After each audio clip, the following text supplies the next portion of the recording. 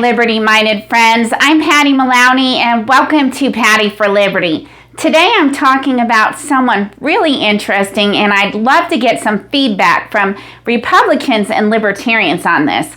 I'm talking about Tulsi Gabbard and why she's campaigning with MAGA Republicans. Do you think she's going to run for president? And do you think she could be the next Donald Trump? I've written a blog post about this that you can find on my website, pattyforliberty.com. I hope that you will check it out. I'm leaving that in the description. But I'm going to get into why I think she's campaigning with Republicans and specifically Donald Trump MAGA supporting Republicans and why I think she very well could be the next Donald Trump. Nobody's really paying attention to her, but I am. I spent the entire week watching her YouTube videos, on her new channel, the Tulsi Gabbard Show, and watching some of her campaigning with Republican Kari Lake. She's doing a lot of interesting things, and I think she's making some really smart moves to win over Republican and Libertarian voters. So I'm going to get into what I think she has in common with Donald Trump and why I think she might be successful. The two of them are more alike than you might think, and she's using some similar strategies as him, except for I think she's doing it in a more polished, more refined, professional, well-spoken way. And while nobody's really paying attention to her right now, I think that's part of her strategy. As Donald Trump once said, it's good to be underestimated. And I think Tulsi Gabbard knows that too. Tulsi recently left the Democratic Party, and when she did, she made a very bold statement. She said they were an elitist cabal of warmongers driven by cowardly wokeness. And I don't think this was a coincidental choice of words. She immediately started campaigning with MAGA Republicans like Kari Lake, Blake Masters, and Mike Lee, just to name a few.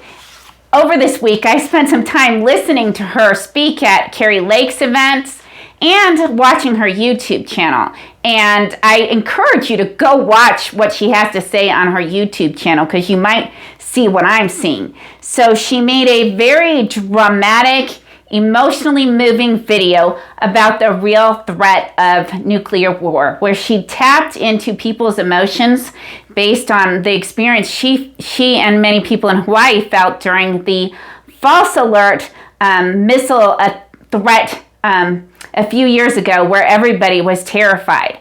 She also quoted Ronald Reagan and played a clip from John F. Kennedy's famous peace speech. I believe she's using both of these leaders from the Republican and the Democratic Party to tap into the emotions of both Democrats and Republicans, and also to line herself as someone who could be supported by both parties. I think that was a smart move on her part. But she's also clearly positioning herself for a run for president and trying to win over Republican and Libertarian voters. You can see this in her videos and what she's doing. And some of her talking points that I heard during her speaking at Kari Lake's event align with the average American voter, and I think that was Trump's strategy. I watched his campaigning from the beginning and throughout his, run for presidency. I've gone back and watched it because I find him interesting and his marketing interesting. But he started out speaking and then he listened and tuned into what people resonated with, and that's what he talked about. And that is exactly what Tulsi Gabbard is doing. She is seeing that people notice that our mainstream media is censoring conservatives like Donald Trump. Even if you're not a Republican, people like me can see that our mainstream media is filtering and censoring him. You don't have to like him to see that this is going on. She also spoke about issues like our far left push in our school system that parents are objecting to. Parents want control of what their kids are taught during school. As a former homeschooler, not homeschooler, she was homeschooled, she brings some experience that people that have been in the homeschool community or have been homeschooled can relate with. And I think this is where she's winning voters over, because she speaks to centrists, Republicans, and Democrats on issues they care about, and she doesn't clearly fit into a party. This may end up being a disadvantage for her, but I think right now it's one of her strengths. She's clearly trying to win over Republican voters, but I think she's trying to bring Democrat voters into her fold too. She still supports health care for all, and she still supports free college, which are both issues that are important to Democrats who may still like Tulsi in spite of her leaving the Democratic Party. One of the reasons I think that some Democrats or moderates might still follow her and support her even though she's left the party is because she's pushing back on the woke ideology that Democrats seem to be pushing, or at least that's the perception, that our school systems are now trying to teach all of our kids that they can just pick their own gender and it's okay to be a he, she, or they. And a lot of Americans are afraid that their children are going to get indoctrinated in our school systems, and now they're going to think they're transgender and they're going to go take hormones. So this is an issue that a lot of people are upset about. I made another video about this. There's been a lot of legislation concerning this. So I think she's speaking to Democrats who aren't real happy about this being such a primary issue for progressives and people in the Democratic Party. I think she's also trying to win over libertarians. When I saw her second episode on the Tulsi Gabbard show, the first thing I was like, oh, what do you know, Ron Paul? I don't think it was a coincidence that she had him on her show. Now, I do know that Ron Paul likes her, and they've talked before, so this could be just somebody she wants to have on her show. But I don't really think it's coincidence. I think she's trying to win over Republicans, libertarians, and pretty much anybody that might support her. Now, she does have some reasons why libertarians like her, and she is well liked by many libertarians. In fact, some libertarians would love for her to join our party and run as our presidential candidate, and I will be adding her to my list of potential candidates very soon. But I highly doubt she's going to hop over to the Libertarian Party, and I don't really think the Libertarian Party would support her. But she does have some things we agree with. Like I said, she's anti-war. She supports the repeal of the Patriot Act. She believes that the Espionage Act could be used to weaponize. She talked about that a lot. And she also seems to understand that our government is too big and too powerful. She worked with Congressman Mark Green, a Republican, to introduce the Federal Reserve Sunshine Act. Now, this wasn't an act that was as bold as ending the Federal Reserve like most libertarians would like to see, but she does understand that the Federal Reserve lacks transparency and has too much power and control over our monetary system. She introduced this act with Republican Mark Green to add transparency, and that was the goal of it, to add some transparency to the Federal Reserve.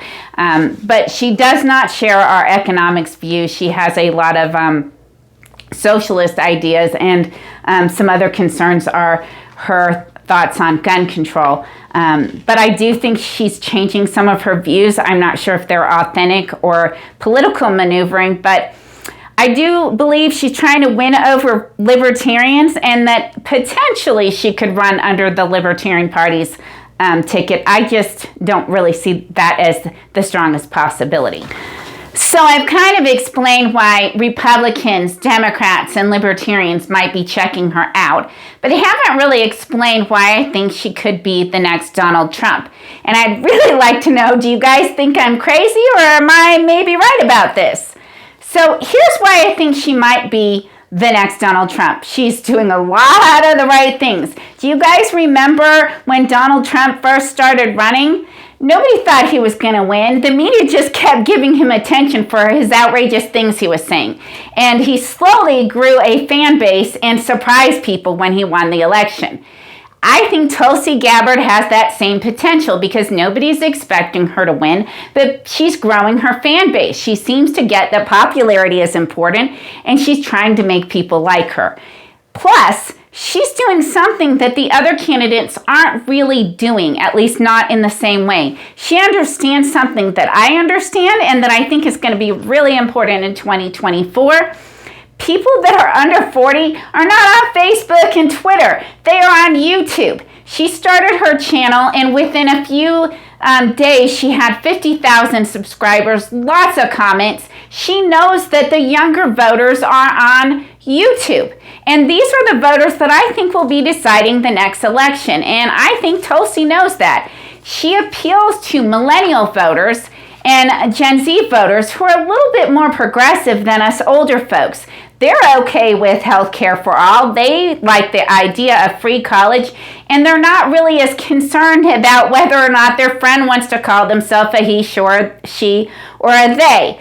So I think these voters might like her, and they might start following her on social media. I'm going to keep watching what she's doing and seeing what happens, but I think this is an advantage of hers.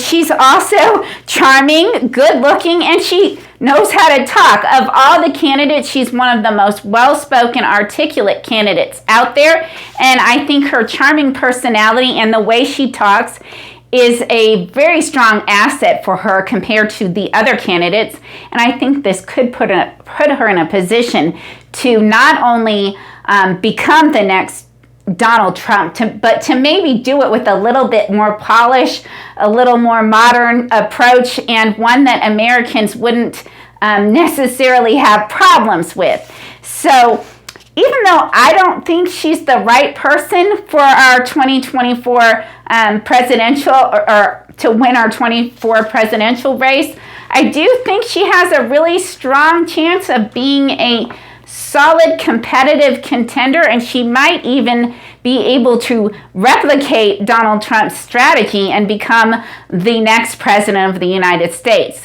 What do you guys think? Do you think she's copying some of Donald Trump's moves, and do you think she has what it takes to become the next Donald Trump? Let me know what you think about my ideas and my thoughts. And please support my channel by clicking the like button. I will try to have another video for you in the next few days. And thanks so much for your support, guys.